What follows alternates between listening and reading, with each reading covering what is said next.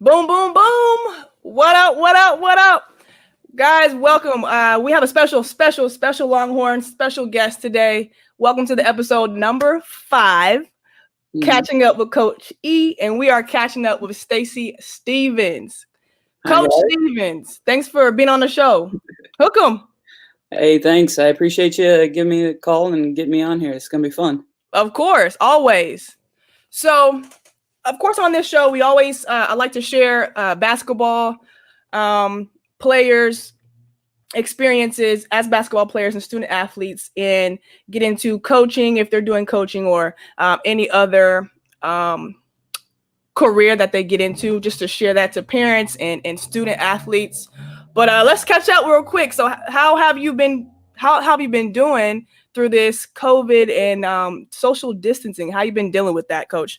I'm one of those people who likes to get up and move and interact with, especially the girls on the team a lot. So it's been hard on the fact that I don't get as much social interaction with all the girls. But yeah, it's good. I've caught up on a lot of paperwork, but I'm ready to get out there, start moving again. Yeah, I feel you. I'm missing those tournaments and going to watch some ball too and see who's got the game and improving and things like that. Congratulations on your recent inducting into the Hall of Fame. Thank you.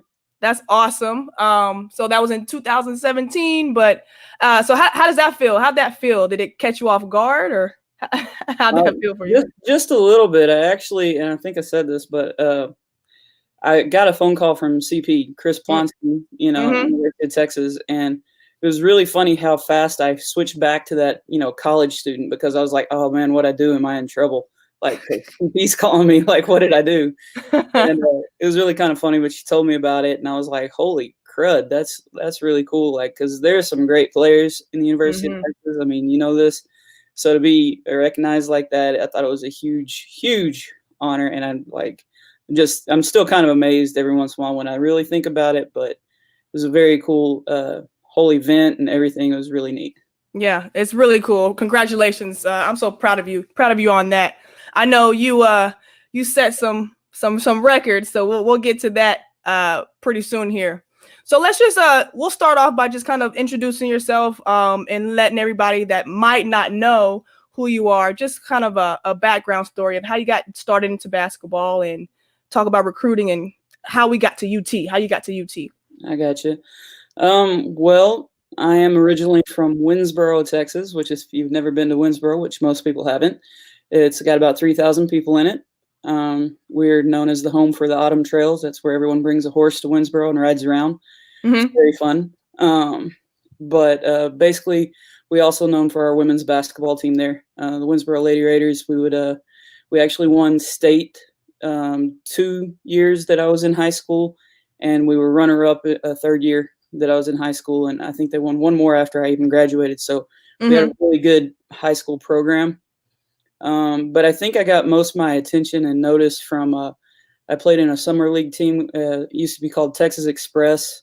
Okay. By Joey Simmons. It would now probably be a Texas Elite or something like that. Texas Elite. Was it a Joey Simmons team? It was. That's crazy. Yeah, I was on his first team to ever win a national championship. So wow. Yeah, so we did that when I was going into my junior year, I do believe. And if I'm off on the dates, I'm old, so cut me some slack.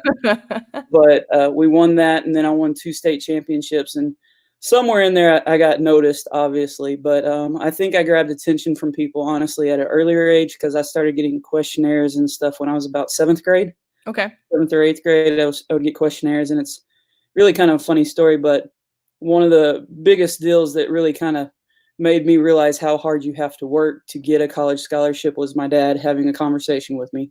I had gotten one of those questionnaires, and I thought I was it. My head got about as big as a watermelon. Well, it's normally as big as a watermelon, and it got even bigger. But and after I played this game, and I just I thought I could shoot anything I want to shoot because I got a letter, and right, I'm so good and all this stuff. And after the game, he talked to me, and he really got me thinking about some stuff, and he presented it to me like this. And he says, Stacy, you're pretty athletic. And I, kind of started feeling good about myself again. And he said, for our family. And he said, at some point in time, you're going to know what that means. And I kind of looked at him weird, and I was like, okay. But he said, if you work really hard, you could maybe play basketball in college. Mm-hmm. He says, but there's no guarantee. You have to work hard, and you have to do everything you need to do that. He said, or you can join the military or get a job, but you're not staying in my house. Mm-hmm. And it was really funny, but it was like one of those moments where I'm like, well, crud, what do I do? I mean, I'm going to graduate in like 6 years. I got to figure something out, and I didn't want to just get a job. So at that point in time, I guess 7th, 8th grade, I started really working hard. And back then there weren't a lot of trainers and all that stuff. It was more, you went and played pickup and you worked on your own game. Exactly. And what I would do is in the morning, I would ride into work with my dad, and I'd throw my bicycle in the back of his truck, and I'd ride to the high school gym, and I'd be at the high school gym from about 9 a.m. till about noon every day. Pick up if there was pickup games, if not, shooting. I'm not going to lie and act like I worked hard the entire time I was in there. There was a little bit of, horse and playing around, but anything like that, you're getting comfortable with the ball, which is a good thing. And then I'd ride my bike back to where he worked, and we'd have lunch, and then I'd ride my bike to the city pool, and I'd swim out the rest of the day, and then he'd pick me up on the way home, and we'd go home, rinse, repeat, do it again the next day. But that's a lot of what I did. That, and I played a lot of basketball with my older brother, who he's fairly talented himself. I say fairly because I like to mess with him. He played Division II football. He was a tackle at Tarleton State. Okay. He was on the team that won their first conference championship there, or first in a long time. I can't remember exactly. So, I mean, my brother is now he's 6'5". He's always been a little bigger than me. And he taught me a lot. He put me in the weight room. I did weight training with him. I did summer football workouts a lot of times with him. We did the sprints and all that. Mm-hmm. And it was constantly working. I was constantly doing something. And it was one of those things where it's like it just all added up over time. And, you get that opportunity and that chance. Right. So I'm interested in your AAU team. So you guys won the national tournament. Were y'all stacked? Everybody on that team except 2 played D1 basketball or had a scholarship. Let me put it that way, had a scholarship. Okay. And then the 2 that didn't, one of them just went to college and one of them walked on at USC. So we were pretty good. I'm not going to lie. Awesome. Did a lot of the girls go Big 12, kind of close to Texas, or? On that team, on that same team was Alicia Sayre, who played at Texas. Yep. I think about that for a minute. I forgot about Sweets. Sorry about that, Sweets. My bad. But also we had Steph Luce and Emily Britt, who played at OU. Mm-hmm.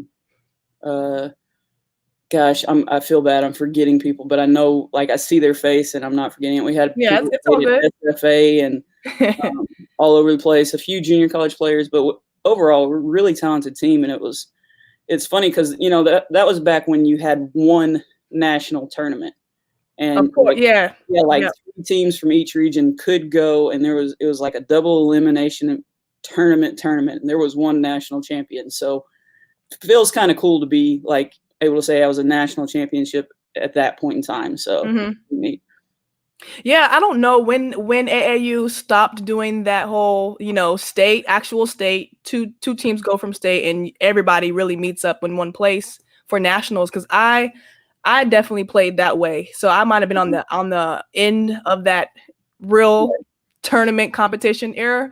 But I just wish they would turn it back some kind of way. I miss those days. It's more competitive. It was huge. You actually, no offense, these tournaments now, they're fun. You get a lot of games. You can see a lot of kids. As a coach, I kind of like these tournaments. Mm-hmm. But as a player, there was something to knowing that, hey, this is do or die. This is hey, we're going to win this game or we're going home. Yeah. Or, if we lose this game, we're going to the loser's bracket, which straight up fight your way out of. And then you're going to have to win it all out of the loser's bracket. You're going to have to beat someone twice in a row, in the same day most of the time. That game was normally a twice in the same day kind of game. So it's just it was tough, and it taught you a lot about yourself. And I thought it was a way you really had all the talent in the nation in one spot.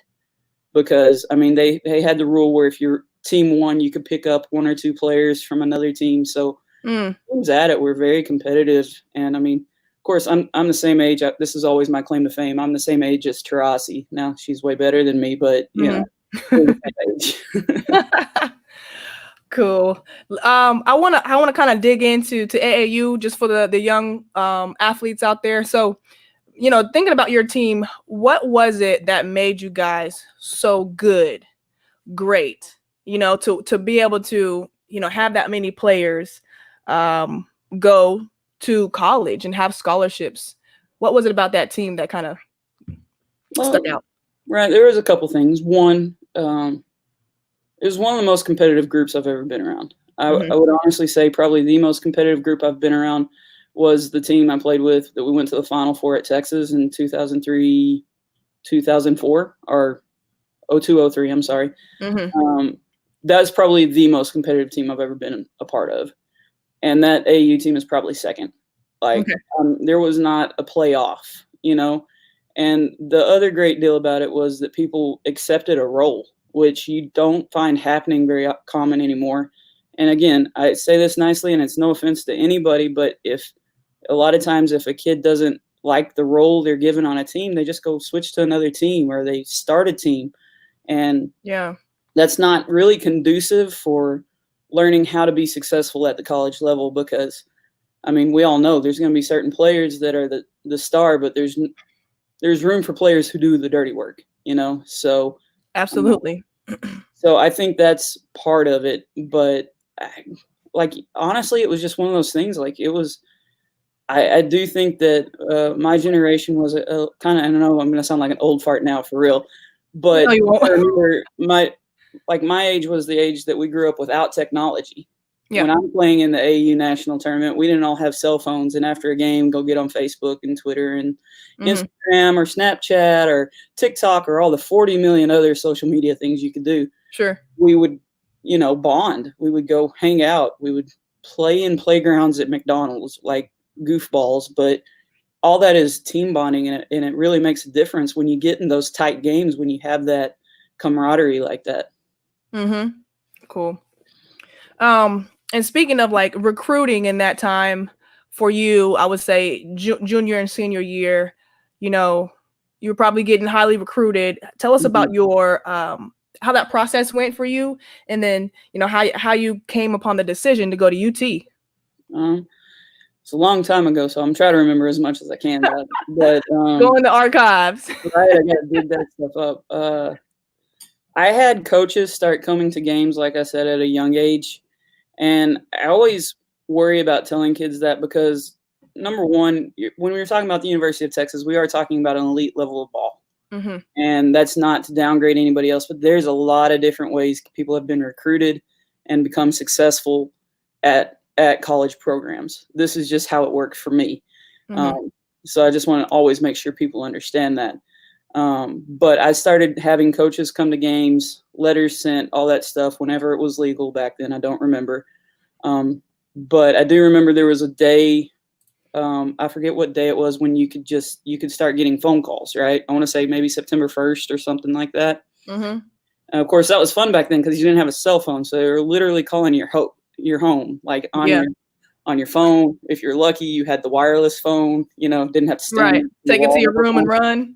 Something like that. Well, in true Stacy Stephens fashion, I had actually gotten in trouble the night before. I forgot what I did, but I was in trouble. My punishment was to clean out the garage that next day. And my mom was home, and she worked nights, and so she was trying to sleep. So I actually got in trouble because the coach is calling me because it kept waking my mom up because I was out in the garage and had to run in the house to try to answer the phone. So it's kind of comical. Eventually, I actually got out of cleaning the garage so I could answer the phone. But again, that was back then when everybody could only call on that one day, and that was the only place they could call you. So I always thought it was funny that I got a lot of phone calls that day. But by that point in time, me and my parents had sat down. We had a good conversation. We knew that I was getting highly recruited, and we could, you know, say, hey, to a D2 school or a small D1 school that I wasn't really interested in at that point in time, my parents thought it was a big deal to make sure and tell them, hey, as of right now, I'm looking at these top 15 schools. Right. And again, I always that's really a blessing to be able to say you had that many choices. Like a lot of kids, you get an offer and that's the one offer you get and you better take it because that's the place you fit. Yeah. Like I said, I was just very blessed to be able to get that many offers and all. So we went through the process. Like I said, by about the time the phone calls were there, I would say about 15 schools it was down to. Play your junior year, and I just kept narrowing it down, and it was a slower process in my opinion then because you really did have to get to know the coaches. A lot of phone calls. That was how you could talk. You couldn't text. Really didn't email. They were just starting to put in rules about emailing back then. God, so, but it was kind of one of those deals, and you just really get to know people. And, you go on a few unofficial visits and you're like, maybe not, maybe so. And you just keep, getting that list down. And my top three it ended up being Colorado, Kansas State, and Texas. And it's funny because Kansas State kind of actually pulled out on me last second because they got a really good player named Nicole Oldie instead. So yeah, not mad at them about that. So it kind of came down between Texas and Colorado. And for me, when you saw the facilities, I saw what they could offer me. I saw how they could help me grow as a person, as a student. I didn't see it at the time. I see it now, how they helped me grow as a student, but, and how they helped me as like a basketball player as well. It was a pretty easy choice for me at that point in time. Cool. But again, I will say this, my parents, and I do love them for this, made me call every school that, was in the process. So if it was between us and Colorado, I had to call Colorado and call Sealberry and let her know, like, hey, coach, I'm choosing to go here, not send an email, not a text, Of a course. real conversation, which it meant a lot. Like, it meant a lot in the long run. At that point in time, as an 18-year-old kid, I don't think I understood it, but I think it does mean a lot, especially now, because I get a lot of text messages that like, hey, coach, I want to go somewhere else. I'm like, thanks, appreciate it. Good luck. I don't know what to say in a text back. It's kind of weird. So, yeah. But so, like I said, that's kind of how it happened. And I do remember I actually got to be I was at a football game when Ricky Williams broke that record and won a Heisman and all that crazy stuff. Like, he was really good, by the way. But I was at that game, and it kind of crazy because that was such a cool environment, and to be like, hey, this kind of fan support would be awesome, and being able to play in front of people who are this inspired by the University of Texas would be awesome. So that did have a little bit to do with it as well. Okay, that's cool. So before we get totally into college, you're in high school, and can you talk a little bit about how you came upon your skill set? So, like, I guess your identity, you would call it your identity. Did you have it down, or were you still figuring that out? What did you know, your skills were that you could get your value? I knew a couple things. I knew any rebound coming off that glass could and probably would be mine. And because I wanted it, like, yes. Again, it's one of those things my dad taught me. He said, hey, if you rebound, people are going to find a spot for you if you rebound. And I always laugh because I wasn't really that good of a shooter. I'm still not to this day, truthfully. But I can rebound better than anybody else most of the time. Well, I don't know. It'd be fun to put young me against some of these kids nowadays. I think it would be fun, but of course, me, no, not getting out there. But it was, that's a skill. And I think it's a very underrated skill now, but that's a skill. I knew I was going to rebound. I knew if I rebound and I put it back in, now I'm doing positive things. Yeah. Offensively, I mean, where I played in high school, we played a motion-based system, like a true motion. So it wasn't like set plays. There weren't certain plays where it was like my turn to score or anything like that. It was understanding, hey, there's a guard in the post. Let me go set a down screen, and they pop out to the three. And somewhere in there, I learned a really good lesson of, offense wants contact, defense doesn't when it comes to like post play. So when I set that screen and I had all that contact, I wanted to keep as much contact as I could. If I pin 2 people, then I'll pin 2 people. Someone's going to be open, right? Right. So I think I was developing even at that point in time a pretty good IQ. But more than anything, I just like I'm competitive. I mean, like, and I know that's weird to say because now people are like, well, can she dribble? Can she, step back and things like that? At that point in time, like those 3 things got me a D1 scholarship. Like the fact that I was going to own the boards, I'm competitive, and I had some IQ. My shot wasn't the greatest, but I would assume I was somewhat coachable because it got better. So, but like as far as like skill set, how they talk now about things, it's different. But then that's what I did, and I did it well. So it was one of those things where I always like, hey, it's not the best offensive night. You can always fall back to rebounding. You can always find a reason to be active and on the court. So, absolutely. Speaking of competitiveness, how do you improve players' competitiveness? I'm going to take a drink on that. I'm still trying to figure that out within my skill training in camps, especially for girls, how to be competitive if they're not already just naturally competitive or aggressive. I'm needing some tricks. I'm trying to learn. So, well, I would say you make everything a win-lose. Right. Like not a horrible punishment, but if you lose, you owe me a down and back. Something. Or you don't get it, you owe me 5 push-ups. After a while, I'm either going to get tired of running a down and back or 5 push-ups, and one of 2 things is going to happen. I'm going to either get better and become more competitive, or I'm going to quit. And sadly, that's the 2 choices. But as a college coach, I'd rather know if you're going to quit on me now than the last game of the year. So if you have a tendency of when things get tough in the drills where, oh, I've got to run a suicide if we lose. I'm sorry, lines if we lose or anything like that. Lines, horse. And I'm going to get mad and pissy about that because of whatever. I don't know it soon. So almost everything I do, I want it to be competitive. I want there to be a winner. I want there to be a loser. I want it to be full speed. Like I know it's good to go slow down and learn the drill, but when it hits point in time where the footwork, you got to be going full speed or you're not getting any better. But like I said, for me, to be competitive, I don't know. You got to have an older brother that picks on you your whole life. I don't know that worked for me.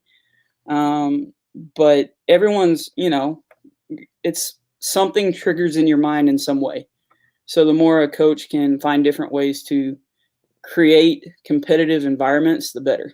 Yeah. Like even when we do team building, we put each other on I'll put the girls on teams, but there's a winner and a loser. The winner gets cupcakes and the loser doesn't, because I think it's important to be competitive no matter what you do. Right. Exactly. So in college, we're in college where you're at UT, it's freshman year, big man on campus. What's your biggest takeaways from freshman year, going from senior year in high school, making that transition? You could talk about anything. Did you feel strong? I know you worked out with Big Brother, so how did strength and conditioning go? Let's start with that. Strength and conditioning was tough. Yeah. To make it better, I actually got mono right when I showed up my freshman year. So I missed the first little bit of conditioning and all that fun stuff. But I sat there and I watched it, and that was planned, man. Absolutely. No. But it was one of those things where like my first day doing conditioning, because I had been setting out. Yeah. I knew I wasn't quitting. Like the trainer, you're going to have to pull me out if I'm dying or something, but I wasn't going to quit because I didn't want my teammates to think I would. Because at that point in time, everybody else had got through their I'm not quite in shape moments, and we're in a better place than I was. So that was, I mean, you'd call it mental toughness. To me, it's just, again, it goes back to competitiveness for me. Because I wasn't going to let anyone think that I wasn't able to handle anything. As far as everything else, everyone was faster than me. Everybody was really bigger than me because I know I played center, but I'm really only 6 foot if I stretch. So everybody was bigger than me. Everybody was faster than me. So I knew I had to work harder. And it was just one of those things. I just always worked hard. The weight room came pretty easy to me because of all the workouts I had done with my brother earlier in life. Okay. That and throwing hay bales. There's a fun story about that. I was doing a clean one day. Our strength coach was trying to teach us how to do cleans, and I couldn't do it because she kept trying to teach us with a broomstick, which is, no weight at all. And I was like, I don't understand what you're trying to get me to do. And so they finally just tried it and put a little weight on a bar for me, and I did it perfectly. And she says, well, how did you know to do that? And I said, well, I just picked it up like I do a hay bale. And I got picked on a little bit for that. I did. It's true. But it's one of those things. I mean, you got to remember, I came in with Anissa Hastings, who is still at 38, one of the most athletic people I've seen in my life. She just crazy athletic, super fast, could jump, she could lift, she could run, she could do it all. Mm-hmm. I mean, she's a heck of a player. But, it's like I came in with her. And so from the moment I stepped on that court, knew that I had to bring it every day, and I would hope I made her feel like the same way, that she had to bring it every day. And so that, it makes you better. When you have that level of competition, it's always going to make you better. I don't know if I answered your question at all. No, you did. You're fine. Sorry. It's all good. So, yeah, speaking of your recruiting class, so Anissa Hastings was in there. Who else came in? Who else did you come in with to UT? Kyra White. Kyra White, okay. Yeah, she ended up transferring a year or two later. Okay. I mean, that year, I don't remember. I'm really getting old. But Kyra White, who could also just play, flat out play. It's like some of the best passes I've ever seen in my life came out of Kyra. So, but yeah, it was a tough class. And then we had just come in after Alicia Sayre, who continued playing there, and Lindsay Ryan, who could just shoot and play. She was like 6'2". But the center who was the center the year before when I showed up was Carla Littleton. Yeah. I don't know if you've ever met Carla, but I love her to death. But yeah, I know Carla. She beat the living crud out of me every day. It was like, oh, little freshman, think you're going to come in here? Whack. Little freshman, whack. Think you're going to come in here? Whack. At one point in time, Coach Conrad had told her to, when someone was bumping you, to run through it, and she had gotten in trouble for it. And I was up next in line to bump her cut, and I was like, well, I'm about to die. Here it comes. And sure enough, she just sent me flying. I was gone. Yeah, I remember Carla. I think she was a part of the team in a coaching capacity, maybe video. I can't remember her role, but she was there when I was a freshman. So I definitely got some laughs with her. She is a hoop, man. She was real funny, laughing at you after she knocked you on your butt. Real funny. And look at you, walk by. Pretty much. She was good at that. So what do you think your biggest obstacle was, let's say freshman and sophomore year? I can't talk. For me, I had a lot of problems adjusting to coming from a real small town to as big a school as Texas was. Okay. I remember my freshman year walking around campus and getting lost. Because the whole campus is probably bigger than downtown Winsboro. So it's huge. And I had a hard time with that. I had a hard time, transitioning, shall we say, socially to UT, because I'm a little bit awkward on occasion. I have my special moments. So, and this is me at 38. So imagine me at 18. It was even worse. So, but I had a hard time with that. That was really hard. Academically handling as much homework as there was, because, as well as I do, in high school, you can get away with not doing homework or doing some homework or whatever. Right. In college, you have to do your homework. You have to turn stuff in. Time management was a tough one. I had a hard time with that. The on the court stuff was where I found my haven. That's where I wanted to be. So it's almost, in my opinion, I put up with everything else to be on the court. So on the court was fun for me. On the court, no matter what kind of day it was, I to an extent, because there were some days you don't really enjoy, but to an extent enjoyed being on the court more than almost everything else. Yeah. Cool. Can you talk a little bit about the importance of every year, you got to put some more tools in your Right. toolbox, some more skills. If it's not adding a total new skill, you're taking one skill and making that deeper. You're getting better at that. Can you talk about the importance of, improving and looking different from year or season to season for high schoolers and college players right now? Yeah. Well, I mean, that's important, honestly, and no matter what you do. If you want to be a coach, if you want to be an accountant, if you just sit there and play with your old tricks the whole time, you're not going to be relevant very long. So it's really important. I think in college, what I was good with, and honestly, I think Karen Aston kind of taught it to me, was to master one move, then learn the counter. Yeah. Master another move, and then learn the counter. Because then you're unstoppable. Because I have one move that you have a hard time stopping anyway, because I'm so good at it and I'm so skilled at it that I've done it 4 million times and I could do it in my sleep. And just when you think you stop that, oh, I got the counter. It makes it really hard to guard. I know a lot of people want a lot of different moves, and I'd rather have 4 or 5 really good moves that you can just do. And I think all the great players are that way, because even if you watch NBA players, now they have probably 10, 12 really great moves, and that's why they're in the NBA or WNBA and things like that. But it's a move and a counter, like keep you off balance, and you can never keep your footing, and you can't guard it very easily because you don't know, hey, is that the original move, or she can do that as soon as you stop the original move. Exactly. So I think that's really important. Like I said, though, that's something, that learning, that growing, that continually adding something, that's something where if you're not doing that, you're going to be obsolete at some point in time. It doesn't matter if you're junior high, high school, college, or in the workforce. If you're not getting better, you're just getting worse. Yeah, I agree totally. Coach, what would your top 2 or 3 moves be in college? What were your kind of go-tos? Drop step baseline. I'm going to be real honest, because I'm mean and I'm physical, and most people didn't want to get in the way of all this coming right at you. Yep. Anyway, and then I had the counter to that, which would be just turn to the middle, like a little shoulder fake baseline and turn to the middle. And then we used to call it the Annette. I don't know if it probably has a different name now, where it's like you take a drop step and you leg whip back the opposite direction. We called it the Annette because Annette Smith-Knight made a killing doing that. And she actually taught it to me, so I always call it the Annette.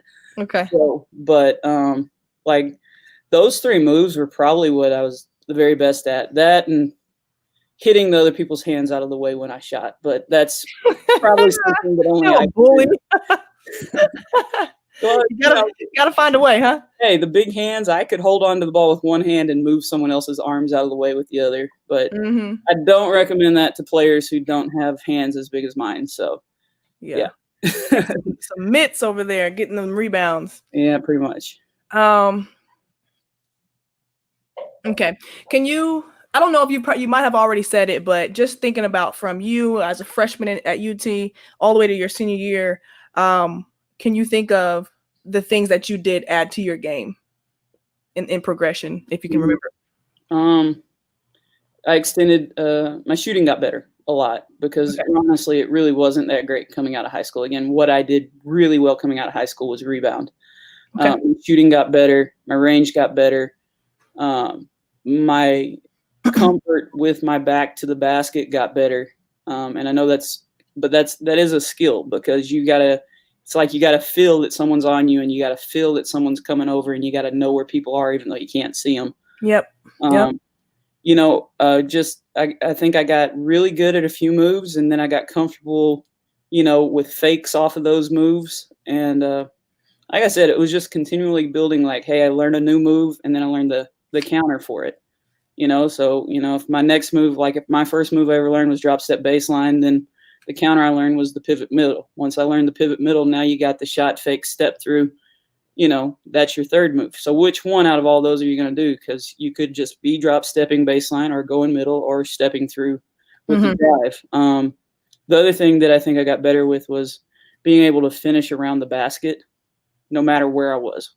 Awkward positions, weird. And I know that's kind of weird, but I think a post player should be able to finish in very weird positions, because there was a lot of times my body would get shoved out, but you still got to make the shot. So how do you make these shots from these weird positions? So, and I'll tell kids to this day, you better miking it up, miking it forward, miking it backwards. However, two ball miking, 3-ball miking, I don't care, but you better find some miking in your life if you're planning on playing in post. Man, look, mic and drill, kids don't know what that is. I make my kids do it when we're training, and it is an actual, like, it's supposed to be for warm up, right? Mm-hmm. Make your couple sets of 20 in a row. Mm-hmm. It becomes a drill, like we are working on this for like 15, 20 minutes because we can't get our number. Mm-hmm. So I've had that issue, but I don't know if I don't know if it's taught a lot anymore. I don't know. Well, I think there's a lot of people who try to put all post players out on the perimeter. Now, at the same time, I'm not a huge fan of 2 post players in the paint. I'm really not. Mm-hmm. I'm sorry, excuse me, but I'd rather have 1. I'd love to have 4 guards and 1 post player and let that 1 post player just own the middle. Yeah. That's kind of like what I see as good, because other than that, because kids are getting so much bigger, your spacing's getting weird. It's like you have to make an adjustment with that. But a lot of, you got a lot of 6'1", 6'2" kids who, I want to be a guard. And that's great for the few who end up doing that and are athletic and talented enough to do that. But majority of the 6'1", 6'2" kids are still playing post, or on the girls' side, especially once you get to the smaller levels. One of our best post players, she graduated not this last season, but the season before. She's 5'10", but she'd kill you on the boards and she owned the paint, and that's hers. So they're like, I know when you see all those big schools, you're like, oh, if you're not 6'4", 6'5", you're not a post player. That's again that very elite level of play. And plus, I'm a little biased as the 6'4" post player. So with what's your opinion here? 2 questions in one. What do kids struggle, or student athletes struggle with, at the high school level that you see when you're recruiting, and then at the college level when you're coaching, I guess, or you've been around a lot of basketball, so yeah. High school, I think kids struggle with scoring. Okay. And I've seen this keep continuing to happen, and it's very weird to me. It's like, no offense, if you blow another layup doing a Euro step when you could have just done a layup, it's driving me nuts. Like, the Euro step is great for when the Euro step is needed. It's not always needed. Not every layup has to be. It's not every layup has to be a Euro step. So you got a lot of kids in high school.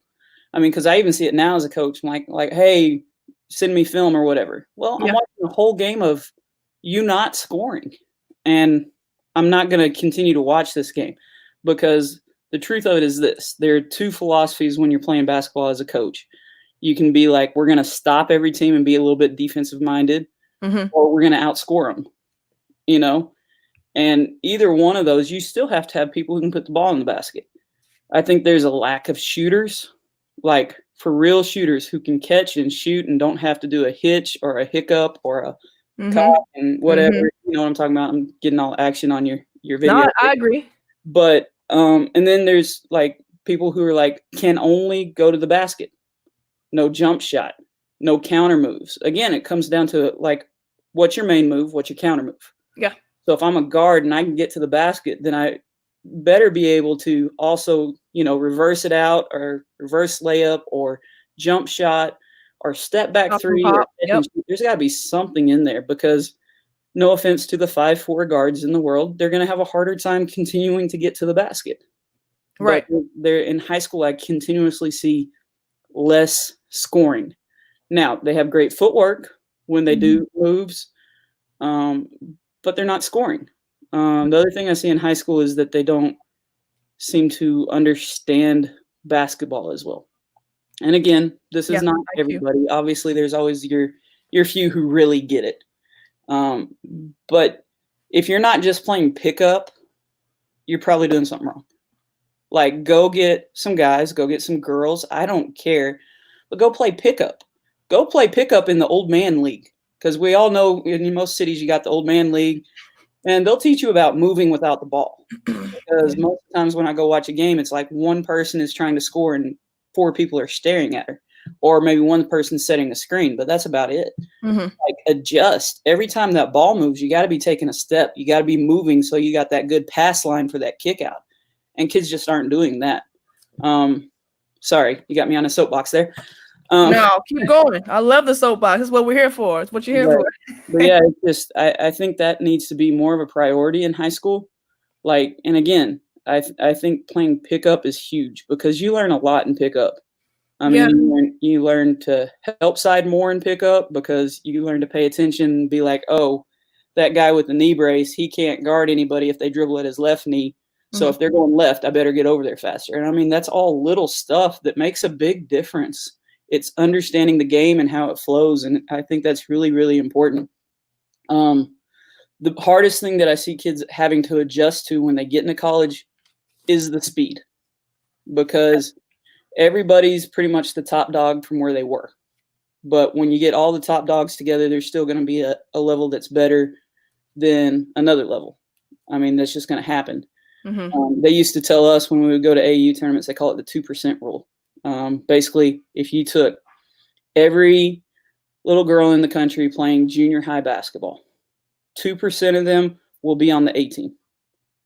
2% of all those kids that are on the A team will make varsity. 2% of every little girl in the country playing varsity will play in college. 2% of those people playing in college will play at a college you know.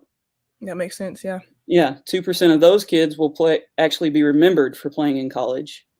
Then 2% of those kids will play pro. And then 2% of those kids you'll ever remember played pro. I mean, it's basically like that. And if it gets smaller and smaller. It just keeps getting smaller and smaller, yeah. And that's, again, where it goes back to your competitiveness, your skills, and your knowledge. I think people really downplay that knowledge. But for coming into college, people don't understand, okay, me and Sally, we play the same position. Well, Sally's faster than me. Sally rebounds better than me. Sally does this better than me. And I don't understand why I'm not playing over Sally. So, I mean, that kind of happens a lot. But at the same time, that speed is a big difference. And then the other thing is how physical it is. Because when you're in high school, you're maybe 13, 14 going up against 18-year-old girls. When you're in college, you're 18 going up against a fully developed female at the 20, 21, 22. You go NAI level, we play against some girls who are like 25. I mean, there's a big difference at that point against how physically mature they are, how well they know how to handle their body, their technique, their mental game. There's a lot of difference coming in your freshman year of college compared to your freshman year in high school. Yeah, I agree with those. I think you hit it right on the head there with the physicality and the speed. Yeah, the IQ, you've got to pick up the IQ so that you can stay mentally in the game. Within offenses, within defenses, I mean, transition reaction. We're on offense, now it's defense. But what defense are we in? Where's my girl? And then being able to, within your scouting report or your plan, within your plan, coach saying something different at the last minute. Right. That was one of my hardest things freshman year for me. I mean, I was just trying to get oxygen, really. I never knew a play. Katrina Robinson and Tiff Jackson will tell you I didn't know what was going on. Every time we got to a huddle, Coach Conrad would say something. I'll be there with my water, and I'll be like, the whistle would blow, and we'd be going back to the court, and I'm like, Trina, what'd she say? What did she say? But yeah, that was the biggest thing for me. But after that freshman year, when you get how things go for the team, what coach is expecting. It's just always that freshman year you got to get used to and over those obstacles. Right. But sophomore year, everything gets a little better. It's a little bit for you. Yeah, exactly. Yeah. So take us through senior year into your first professional team.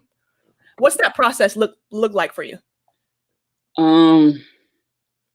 Honestly, it was probably the first time, and I say this very honestly, the very first time where I couldn't just outwork somebody. Hmm. That's what it looked like. My senior year was a great year. Mhm. Most people don't know I actually had a surgery between my junior and senior year, so I didn't move the greatest. I had a really weird foot deal, but it is what it is. Okay. Not as an excuse, but it wasn't my best year. I didn't move as well as I had in previous years. It was a little bit rougher. I was not in as good a shape because, again, you learn the difference between an 18-year-old trying to get in shape and a 21-year-old trying to get in shape. The older you get, like, it just gets harder and harder. Yeah. And like, I didn't have the best year, but I still did well. But compared to my stats for every other year, it wasn't the best. We lost out to LSU going to the Elite Eight, I want to say.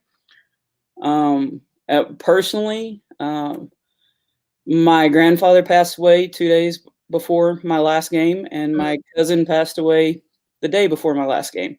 Wow. I had a very rough end of my senior year emotionally. Yeah. Credit to Jody Bell for putting up with me, by the way, which is funny in itself since we almost killed each other her freshman year. But that's my girl. But then I'm all excited. I think, hey, I'm going to go pro, all this stuff. I'm hearing rumors saying I'm going to be a second round pick. I'm excited. We throw a little watch party for the draft, right? Because, people were like, hey, where are you going to watch it? And so we just decided to go to this place, watch it. And first round goes, I'm not picked. Wasn't expecting that. Second round goes, I'm not picked. Start sweating. All these people are here to watch this. And like, oh my God, what is going on? And then, like, at that point in time, a really good friend of the family, Tammy Gray, is about to get up and tell people, like, hey, everybody, great job on her career. We'll see where it goes from here, or something like that. Yeah. And someone's like, I saw it. And I'm like, on the ticker screen across the bottom, I got drafted by Houston. Wow. And I'm like, oh my gosh, like, just relief. I think I probably did start crying just because I was like, I don't want to stand up in front of these people and be like, hey, thanks for coming. Sorry I didn't get drafted, because who trains you for that conversation? That's not happening. So I go to Houston, and I feel like I did well. But there was this player at the time, I don't know if you've heard of her, named Michelle Snow. She's pretty good. Mm-hmm. Yeah, I was basically holding a spot in training camp until she showed up. Gotcha. And then I got cut. And then I was like, well, I don't really know what to do. I had an agent. I got picked up and I went to Detroit. I go out there and I work hard, and I think I'm doing everything I'm supposed to do. Yeah. We play half a season. It's not very successful there. And me and Jay Cross, which is greatness because she's actually the head coach at St. Thomas in Houston. Okay. And we both got cut from there. She got picked up again. I didn't. I went home, and that's kind of how it went. There was no fanfare. Nothing happened. That was kind of it. I went home, and, my luck continued. I was in a real bad car wreck. Took the first hit of a 7-car pileup. Hurt my back pretty bad. And that's where I will always give a lot of credit to Coach Conrad, because I'm sitting at home in Winsboro, Texas, not knowing what in the heck to do. My back's killing me. Everything's not right. I don't really have the right equipment to train like I should be training in Winsboro. Mm-hmm. And she calls me up and she's like, well, I got you registered for the classes you need to graduate. You better be down here Wednesday. There was no ifs, ands, or buts. It's like, just get down here and graduate. So, I use that time. I kind of practice with the team, practice with y'all some. I found out I get a little bit too competitive. I'm not the best practice guy. But, did that. I graduated, thankfully. And I had a tryout with New York. And again, there's just, you hit a point. Everyone does, unless you're the most elite athlete, unless you're the Kobe, unless you're the LeBron, unless you're the Michael Jordan, unless you're the Taurasi, unless you're that person. Every player will hit a point where you're just not good enough. And that's truthfully what it was. I was just not really good enough to play at that level. I was a step too slow. I was an inch too low on my vertical. I was, there was just something, and as much as I wanted it and I tried for it, wasn't happening. Yeah. And that's where I say it was a really weird time for me, because that was the first time that happened, and that's hard to take in, especially when it's the first time it happens, is you're 21, 22 years old. You've had a lot of success doing what you do. So I went overseas and played. Truthfully, I didn't have the greatest experience there. I played on some low-level teams that, a lot of the stuff happened where it's like they forget to pay you, fun Yeah, things. we've all been forgot about. Forgot. Yeah, we didn't know you'd remember your paycheck. Like the first team I play with in Turkey, I get off the airplane, and I'm pretty sure these are the coaches I'm supposed to meet. Again, let's rewind. Not really cell phones back then. If so, definitely not international plans. They're supposed to be picking me up, and I see these two guys over there arguing, and they're yelling at each other, and they're wearing like sporty clothes, and I'm like, well, this is a good sign. And so I finally go over to them. I'm like, I'm Stacy Stephens, and they're like, no, the paper says you're supposed to be 6'4". You're not 6'4".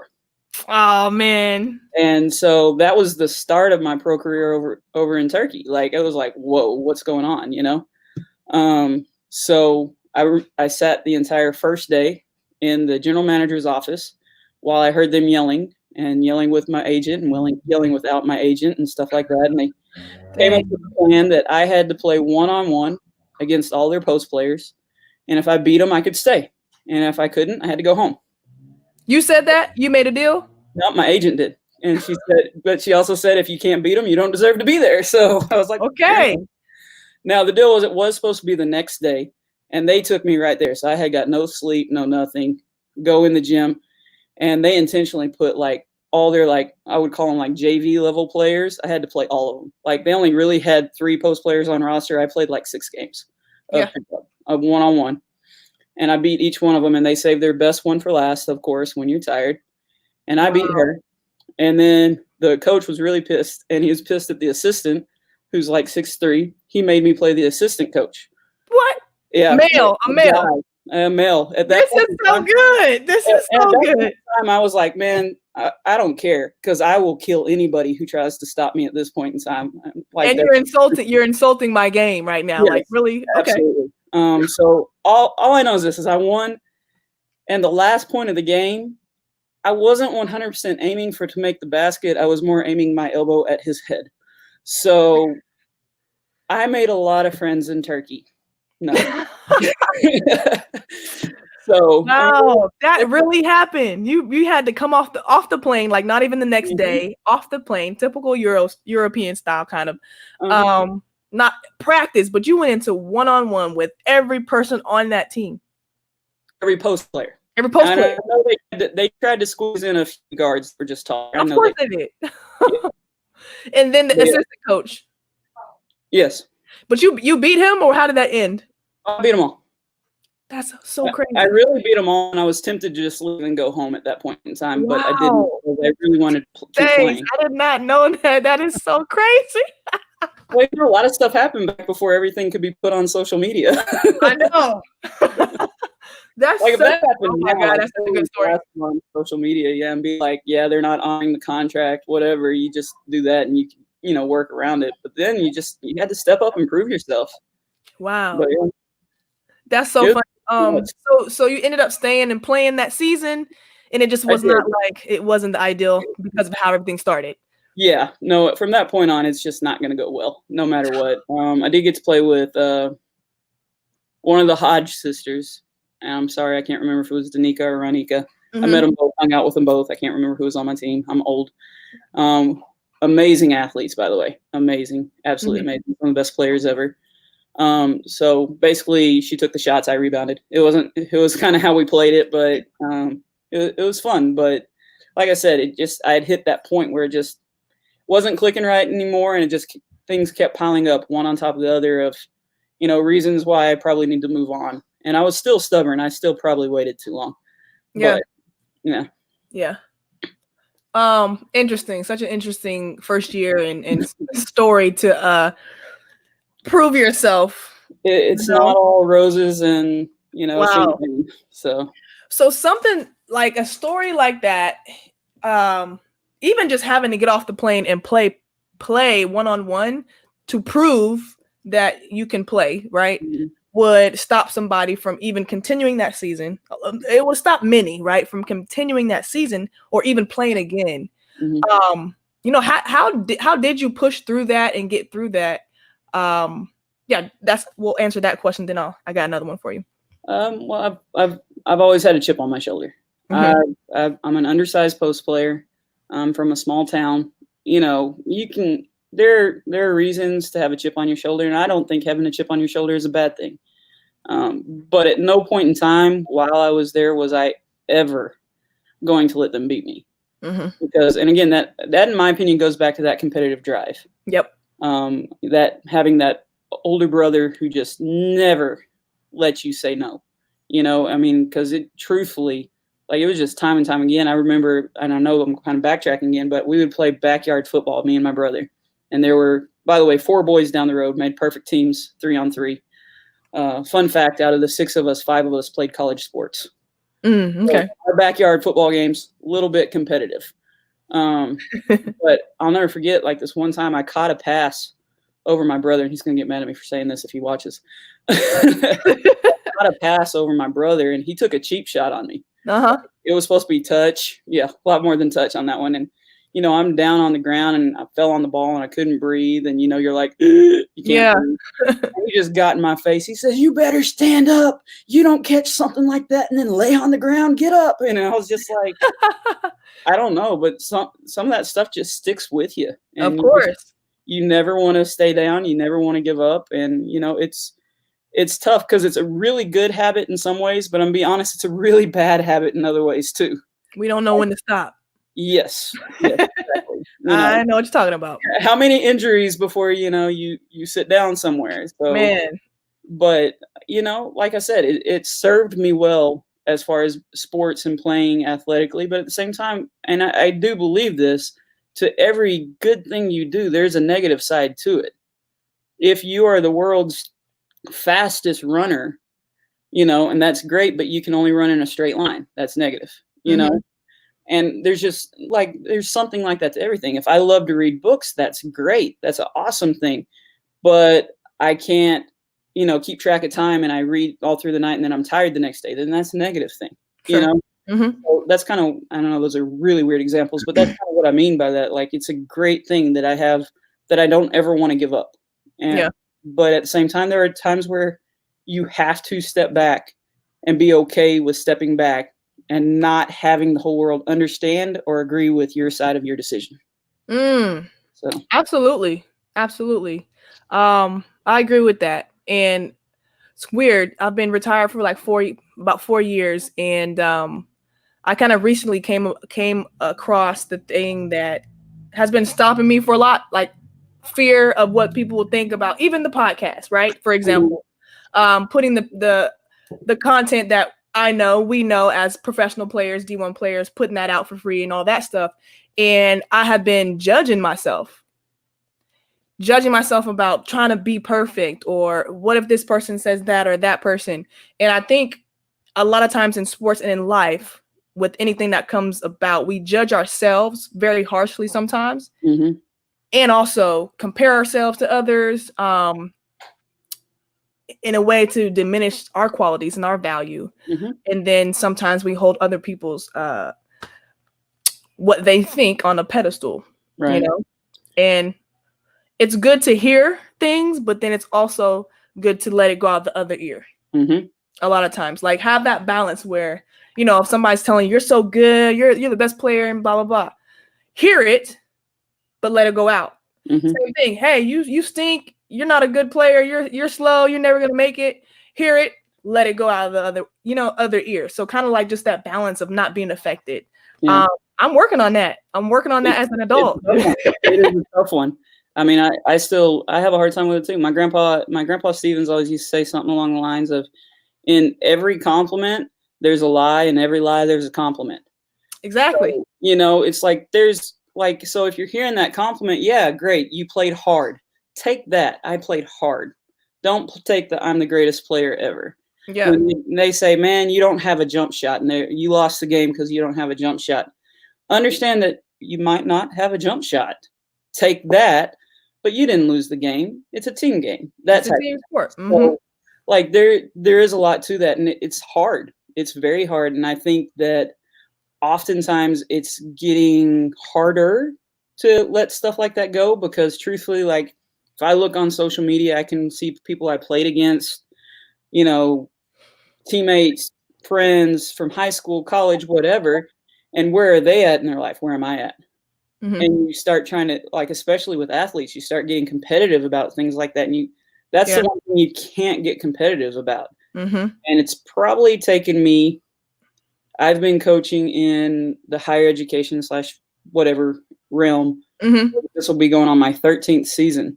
Wow. It's probably taking me 10 of those years to start somewhat really understanding that and being okay with that. And truthfully, I got to give a lot of credit. It came when I worked with Chris Minner, who was the head coach at Our Lady Lake. I think he was recently they didn't redo his contract. He was at North Texas, but he's a brilliant basketball mind. Brilliant guy. He's very blunt. He's very honest. He's very to the point. But he did a great job in mentoring me and helping me see that, hey, sometimes people don't like you. Get over it. You know, and I mean, that's a hard thing because especially as females, there's part of you raised to be liked. Yes. There's part of you that's raised and you want people to want to be around you, want to like you, things like that. And guys a lot of times are taught, hey, who cares? And I mean, it took spending 2 years with Minner, and he was like, he rubbed off on me. And it's one of the best things ever. I mean, when I came on my interview, it was with him and Carrie Wallace, who is also an amazing coach. She used to coach at Still High School. She still volunteers and helps us out at Our Lady Lake. I love her to death. She might be my favorite human most of the time. And she told me on the interview when I interviewed for the job as an assistant here, she says, you know, you got to be careful because sometimes people like us need to be around people like us. And that's not saying anything about anything, but if you're really athletic and driven and you want to coach and you want to win, and those are great things, but you need to be around other people who want to do that. You know, if you're into art and music and all that, then you want to be around people who are into art and music. Yeah. So those qualities that are really important to you, that when you finally sit down and you can look at yourself and you say, hey, this is what's important to me. You know, for me, I can say, I want honest people in my life. I don't want fake people in my life. And I know that's a generalization, but it's a very true thing. Like, if you're not going to look at me and tell me the truth about something, I don't want you. Okay? Yeah. But if you are around those people who will give you that honest feedback, then those, like as Grandpa said, those lies they're popping in and compliments, they start to lessen because you're getting honest feedback. But and I'm probably swirling here, but you got to really understand like who you are, where you're trying to go, who you represent. I mean, it's huge. I mean, it really is. But you got to be okay with people just not knowing your side of the story. Yeah, I agree. I agree totally. I mean, your self-confidence throughout life is gonna go up and down. And I think, like you're saying, if you can get to where you are okay with yourself, and you don't need other people's approval type of deal, you're gonna have more of a stable confidence. Yes. And that's what I'm working on. Just to be honest, like I said, I'm sorry. I feel like I went off left field over there. No, that's great. It was great. I got the picture. I think everybody's gonna get the picture and what we're talking about. So we got your first year overseas in Turkey. It started real bumpy, man. That's hilarious. Sorry. It's all right. I can laugh at it. It's good. You can laugh at it. I laugh because I just know it's typical. Like I can see that happening overseas. So once you've been over there, you understand. Yeah. Yeah, for sure. That's not even a surprise. Second year, where'd you play? Where'd you go? Well, again, I have a very unique road where I did stuff. Okay. I actually was convinced to take a Dobo spot at Colorado State. Okay. and get paid like $500 a month. Not a smart move. Just to be honest, and that really didn't work out. Money was part of it, Yeah. and the real issue was the fact I wasn't ready to stop playing. Stop And I playing. do think that's important. Like, if you had a chance to keep playing, play. Like, Vince, real world's waiting on you. It'll still be waiting when you get done. It will be there forever. Like, go play. So I made that mistake, and truthfully, I was only there like half a year. And I just talked to the head coach, and I was like, it's just not. And she was like, I understand. And, I left him in a good spot, and Yeah. we split ways. And it's one of those things where I was like, I went back and I played in Sweden for half a season. But again, there, I'm like, I don't have the correct build, let me put it that way, for what any international team ever wanted out of a post player. I am long-armed, and I am thick, and I'm strong as heck. But most international teams want lean, slender, athletic type of players. Right. And yeah, since birth, I've not been that person. So I went to Sweden. I had fun there. It was really fun. I played at Södertälje. That was a city. I'm probably killing the name of that still. Yeah, I know her. I played in Visby. Yes, so it was the same kind of league. Yeah. Yeah, they were on the island right next to the motherland there. I know who you're talking about. Can't say it either. Södertälje. Yeah. Yeah. Were they green? Were they green and white, right? Green and white. Like, the men's team was teams, but I don't really remember what the women's team was. Yeah. And I only know that because I think I stole a pair of shorts from. Of course. But anyway, you take the gear now. Gotta have souvenirs. But the women's team shorts were really small, and back then it wasn't cool to wear the small shorts. Okay, you wanted the bigger ones. So, but we did well. But again, it was a team that needed someone to get through for the year so that they didn't drop down a level.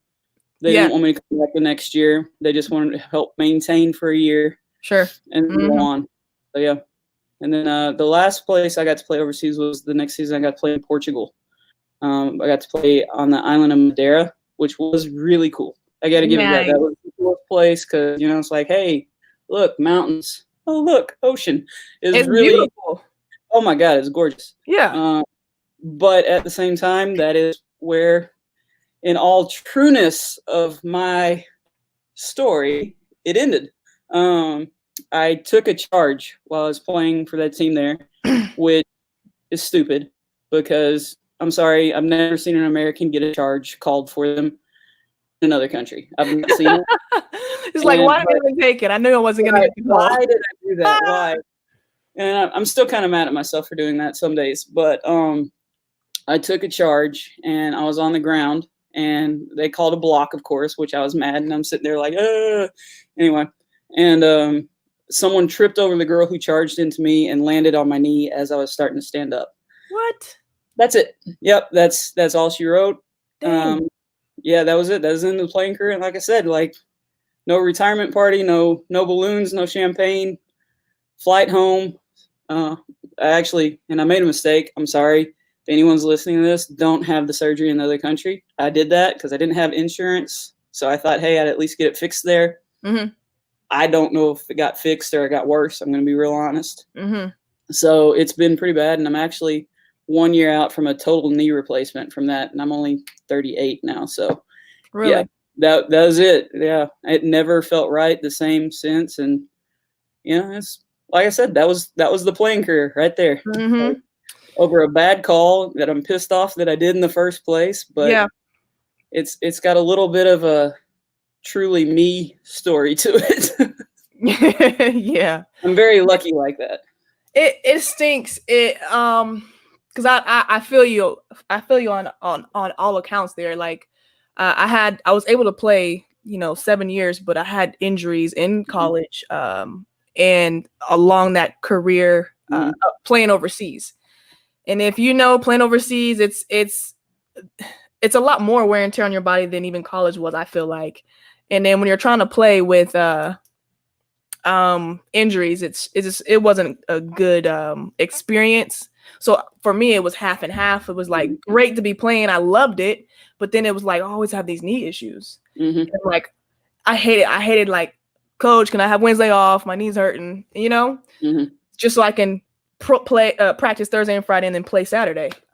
So it was a lot of stress, but I was glad I got the chance to go overseas and travel and at least experience it. So like you said earlier, for players that are kind of on the brink and might be thinking about, should I go? If you can go. Yeah. Play.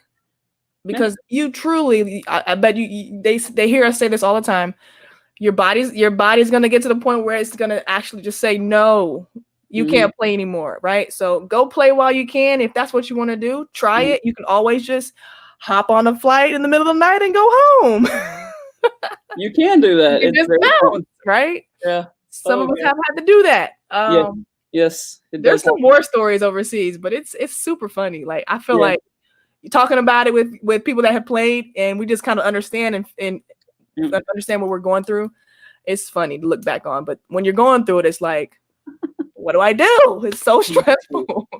It is, because at the time, like, I mean, you're on your own. Like, I mean, when I was there, like, it's not like I can cell phone someone and be like, hey, I can't get on Expedia and get a flight home. Like, like that's like, you're kind of stuck there, It's kind of like, it was one of those things. But I am one of those people who I think every moment happens for a reason. And if me playing over there helps, a few of my kids who get to go play over there, and I have some experience and some knowledge to pass on to them, then that's a good thing. And I tell them all the time, I'm like, mine's the horror story. I coach a kid named Angela Beadle. You know Beadle, right? Yeah, I know. Yeah. And, I mean, it's like, I told her my war story. She tells me all this stuff. Like, they love her. She's like the most amazing person ever for them. And I'm like, of course she is, because she's 6'4". Anyway. Right. She's in Australia, right? Right. In Poland. I don't know where she's at right now. I think she's actually still in Austin right now. But yeah, I mean, it's funny, but everybody's experiences are so different when you play overseas. But there's just this commonality of being somewhere where you just don't really fit in 100%. But truthfully, it makes me a better coach. So now when I have kids on my team from other countries, I'm a little bit more like, hey, are you okay?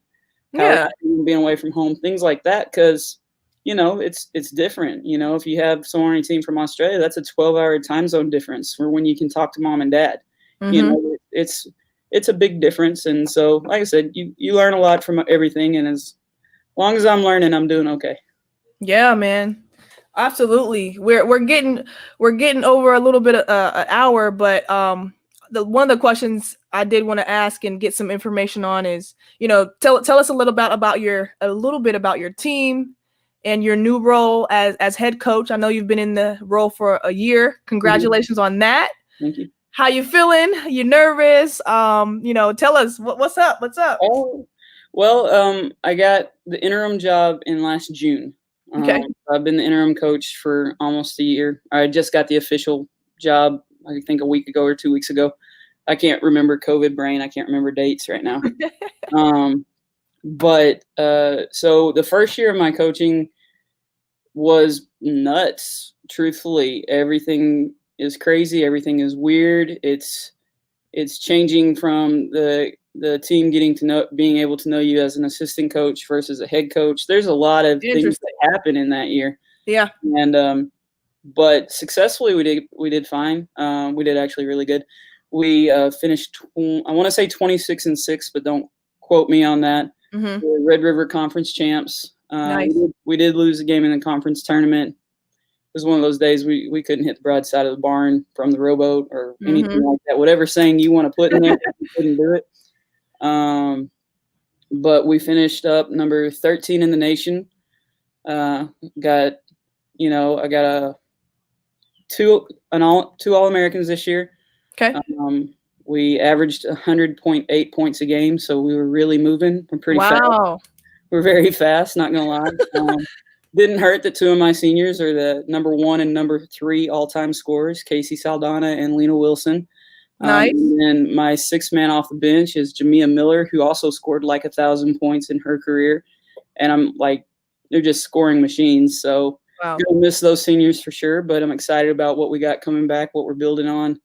It's gonna be really exciting, like to be able to really kind of turn things and make it my own program where I can make a few more changes than maybe I wanted to do last year because I was interim. Mm-hmm. There's a certain status quo you got to keep when you're interim. Okay. So, yeah. Well, cool. So right now during COVID, for the players, are we still doing kind of virtual meetups and keeping in touch, or is it just kind of a total hands-off deal until I don't know, school opens back up? I scheduled like one Zoom meeting where we, talked about stuff they need to be doing and Yeah. things like that in the season. Other than that, my team we text, so I text them, check on them. I call a few of them. I just check in on them however I can and tweet at a few of them. I try hard to make sure they know that I'm here if they need anything. But at the same time, we are talking about college kids who are between 18 and 22, and they don't want to talk to me every day. And I know that. Yeah. But if I get through to them that, hey, I'm here if you need something, and most of them do reach out when they need something. So that's a really good thing going forward. Okay. All right. It's advice time. So I'd like to kind of run down some quick words of advice that you might have for coaches, parents, student athletes at certain different levels. Let's start with coaches. I know you've been coaching for 13 years, but let's start with coaches. What can you advise coaches to do if they're looking to be a head coach, or they're going to be into their first season coming up this year? Any little tidbits that would help? I'm going to go with, you got to have a really good plan, and you got to be ready to scrap it and go with another plan. Good. I think in my head, I had a very specific picture in mind, and it wasn't anywhere close. What it really is, it comes down to, competitive practice, doing the best you can in certain situations, because sometimes they suck, making sure the team knows you care, and always moving. I always tell the team, I'm like, hey, if we're learning, if we're growing, we're getting better, we'll be okay. Yep. Because as long as we're doing that, we're fine. Because there's some days where you're like, oh, I wanted to do X, Y, and Z in practice, and yeah, you went all the way back to A, B, and C. Like, you don't know what happened. They had a brain fart. Maybe they had a party the weekend before. I don't know. Yeah. But they weren't on XYZ page. They were back on ABC. So, it was a lot of, learning to adjust. There's a lot of learning to trust your gut instinct on things. Other than that, I always laugh because it's like I just had such a perfect plan for that first season as a head coach. And at this point now, I'm just like, I feel like I've aged 45 years in one season. My one season as an interim coach, like, we do all this, handle everything, had fundraising, had to deal with scholarship issues, fundraising, grades, admissions, advising, learn to handle and do all that stuff. And you think you got to hold on it. And then all of a sudden they're like, oh, cancel your national tournament. COVID-19 is here. So it's like, I've handled it all. It's kind of fun. But I was talking to another coach, and I was just like, yeah, I feel like I should get 45 years of experience for this 1 year. So, yeah. Okay, awesome. Thank you for that. For, let's say, college kids, student athletes, any quick tips for them from freshman year to senior year? What can they be doing to help them during COVID right now? Stay in shape. Number one. Like, because I get it. You might not have access to a gym. You might not have access to a hoop. You got access to a road or a sidewalk. Stay in shape. Because as a coach, I'm sitting here going, well, we missed all of our off-season workouts. At where we're at Arley Lake, I don't get to bring the kids in for summer school a lot. Yeah. So, missed all off-season workouts. As of right now, we don't 100% know when kids will get to come back to campus. But as a student athlete, if you show up at whatever time it is, and I got to spend 3 weeks running your butt in shape, I'm going to assume you're not really that committed to the process. Yeah. Because that's just a little bit ridiculous. Because like I said, I can handle you coming in your shop being a little rusty. I can't handle you coming in being out of shape. So. Okay. Yeah, for sure. 100%. Then that rolls on down to high schoolers as well. They should be working out at least. If you aren't doing any kind of creative skill work without the ball, without the without the goal or court, you should at least be in shape. Mhm. That is like the number one thing that's the piece of the puzzle that's going to allow you to get your skill back up to where it should be once stuff Correct. starts rolling. Yes. For high school, what if high schoolers can make one mental mind shift, what would that be? Either for on-court Mm. improvement or off-court, like what would that be for them? I would say it would be a really good time for high schoolers to do a couple things, truthfully. One, stay in shape, like we said. Okay. Two, make sure you're handling your academics. And that kind of works for college kids too. But in college, basically, you're just going to fail out if you don't handle it. In high school, by keeping your grades in check, you're giving yourself more opportunities. Because so many colleges do base a partial or part of their scholarship based on your GPA, based on your test scores. So this is a great time to do a SAT study class. I know, especially for like juniors or anyone who can, you might as well. Like it's a good time to do something mentally to help your academics. As far as basketball wise, what I would tell them to do is you got to find a way to keep your competitive edge. Right. Right. And again, I think this will go the same with college kids as well. And I don't care what it is. I don't care if you're playing Monopoly, try to win. If you're playing ping pong against your siblings, try to win. If you're having a speed walking race against your mom, try to win. And that's for me because it's only going to help that competitive drive. If everything, when you're doing something like that, if you're trying to win, it's going to make you better. So I think that's a very important thing. Yeah, that's huge. Competitiveness. Because, I mean, if you don't have that natural competitiveness, and not natural, but if you don't have that ability to be competitive when you need to and all the time, right? In high school, if you're looking for a scholarship, that's going to be hard because when and if you do get to the next level, you can't struggle with competitiveness. Like that can be like, it can't be an issue at all. Right. Okay. Oh man, it's about an hour and a half. This was great. This was awesome. I appreciate your time, Coach Steve-O, Stacy Stephens, Hall of Famer. Definitely. Hey, before you run, I'm sorry, gotta give a shout out real quick. Do it, yeah. So you guys know, Our Lady of the Lake University, NAIA school, finished last year, number 13 in the nation. We're pretty good. You gotta come catch a game sometime. Yeah. You can contact me on Facebook, Twitter. I'm on everything. I have it all wide open so everyone can reach out to me. It's fun games to watch. It's even more fun to play in, especially if you're really athletic and a good scorer, just saying, because we run and press 40 minutes a game. So, always keep Our Lady Lake in mind. We're a little small school in San Antonio, but we can play some ball. So just so everybody knows.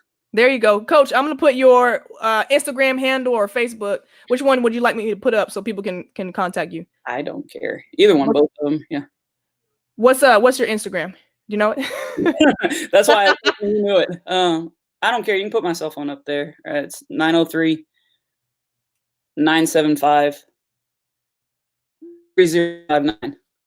Okay. 903-975 3059. 3059. That's Coach. I got it up here. There we you go. better not call me unless you're willing to hear the truth. So just so you know. She said, "Don't call unless you're really willing to hear the truth," and she's going to give you that truth.